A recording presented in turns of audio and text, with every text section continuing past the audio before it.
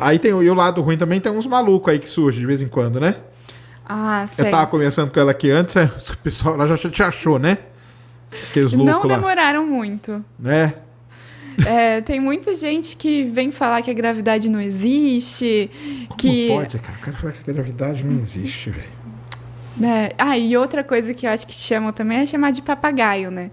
Porque para eles a gente não pode se apoiar em ombros de gigante, conforme diria Newton. Sim. Você tem que começar o trabalho do zero. Então, para eu conseguir estudar astronomia, eu tenho que primeiro fundar um sistema de contagem para eu não ser papagaio de ninguém. Aí eu queria saber como funciona a mente desses caras, né? Porque tudo que você vai estudar depende do trabalho de outra pessoa. Claro, é.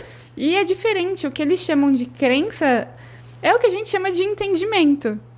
E esse pessoal que vive de internet, acho que eles nunca vão entender realmente que a gente vê sentido. Porque o que para eles estão escrito em letras, para nós está escrito em letras também, só que em formato de expressões, equações. Então é completamente diferente. Então, é muito mais fácil esse conhecimento palatável de internet, você falar que é uma crença quando você não teve a base necessária de cálculo para entender aquilo que está escrito de forma palatável. Então é fácil falar, você está reproduzindo algo. E é só... Não, é dureza. E eles não querem, né, nem aprender também.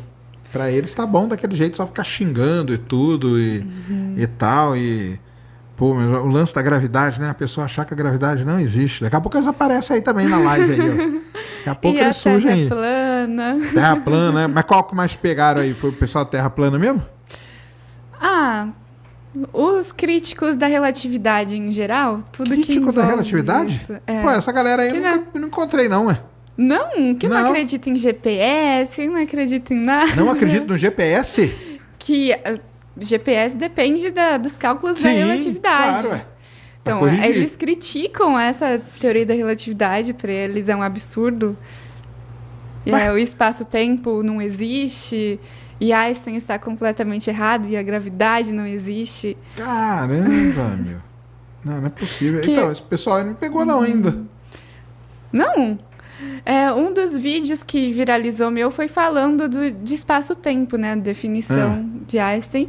Nossa, o que teve falando que isso era bobagem, que não sabia como conseguia acreditar nessa ficção científica, que era mais fácil acreditar no Papai Noel do que nessa história. Muita gente. Não, e é engraçado que às vezes eu entro nesse vídeo para ler os comentários.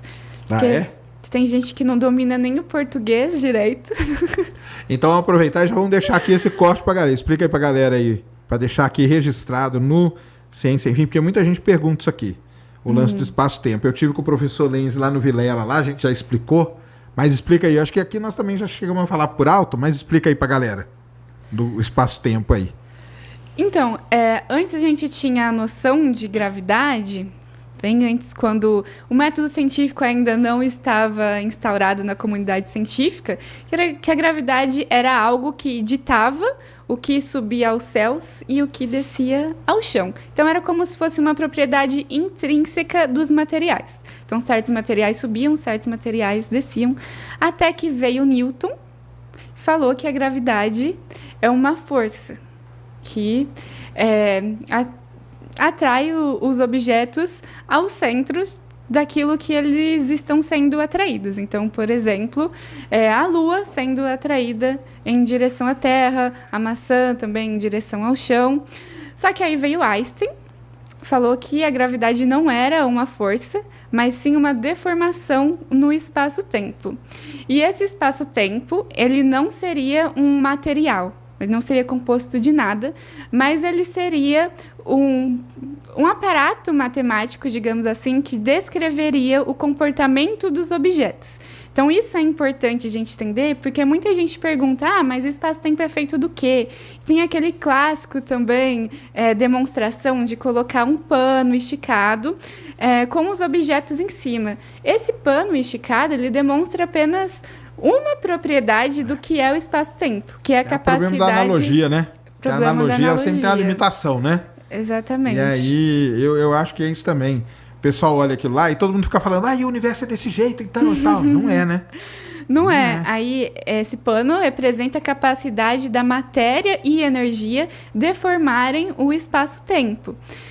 Mas o espaço-tempo, acho que a melhor analogia, assim, não perfeita, obviamente, é imaginar que a gente está mergulhado, como se fosse uma piscina.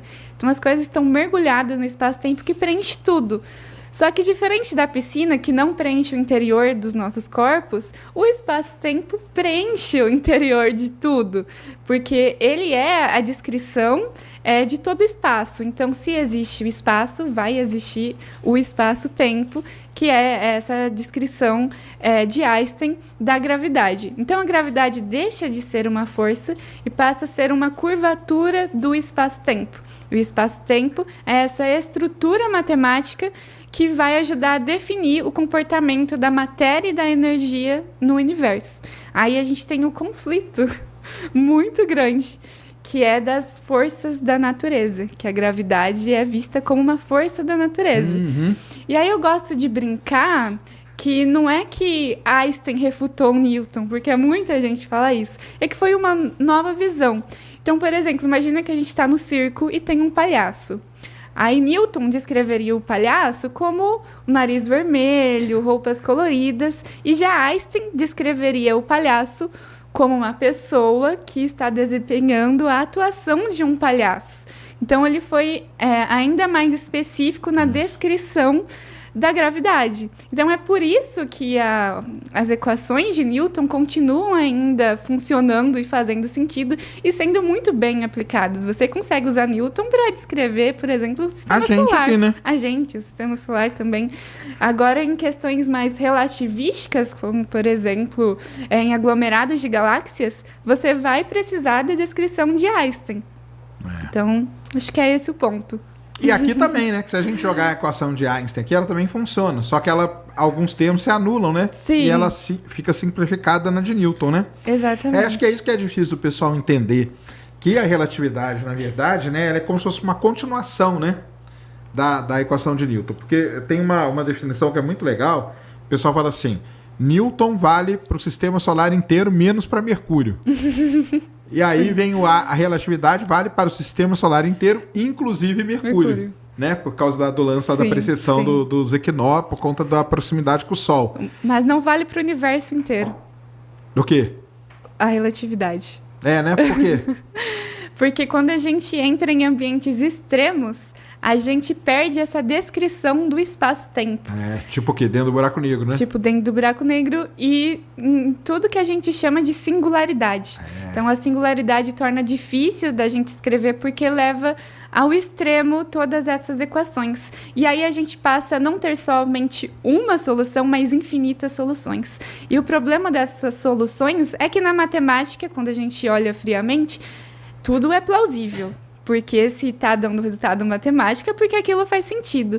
Só que a física não permite que todas as soluções matemáticas façam sentido. E para a gente descobrir qual solução vai fazer sentido, qual solução vai explicar, a gente precisa de observações. E a gente não consegue ter observações nesses ambientes da singularidade. E aí, acho engraçado, legal falar também dessa nova descrição do espaço-tempo, que também deixa de ser um consenso na comunidade científica. Porque tem pessoas que defendem que o espaço-tempo existe na escala subatômica, e tem descrições que falam que não existe a descrição do espaço-tempo. E aí você tem uma incongruência, porque Einstein define o espaço-tempo como sendo contínuo. Então, não pode existir um lugar em que o espaço-tempo não exista. E como a gravidade não é observada, no caso da física quântica, né, em ambientes Isso. Que é o grande drama, né? Exatamente. O pessoal vai atrás do graviton, né? Da partícula, para ver se acha essa ligação, né? Exatamente. Aí se torna tudo muito mais complicado. Aí tem, por exemplo, a teoria da gravidade quântica, que aí define o espaço-tempo também para entrar em acordo com a relatividade, só que ao invés de ser contínua, ela é com granulosidades. Então, existiria lugares em que o espaço-tempo não é contínuo e não existe.